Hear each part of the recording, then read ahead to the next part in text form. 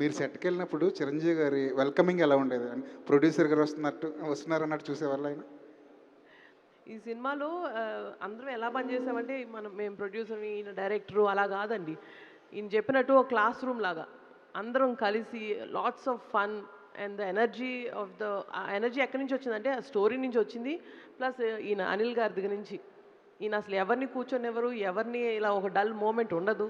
ఈయనతో ఉన్నప్పుడు ప్రతిసారి ప్రతి మూమెంట్ నవ్వు, ఫన్ను, ఎంటర్‌టైన్‌మెంట్ అండ్ ఆల్సో ఇప్పుడు ఆయన అన్నట్టు ఈ సినిమాలో it's not just only full entertainment ప్రతి moment is only for fun and comedy కాదు. It is a very deep emotional connect ఉంది. As a woman I can tell family sentiment is a huge base for the story.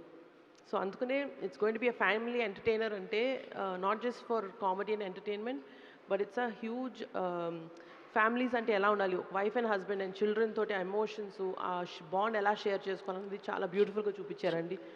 So it's a good great film and great opportunity for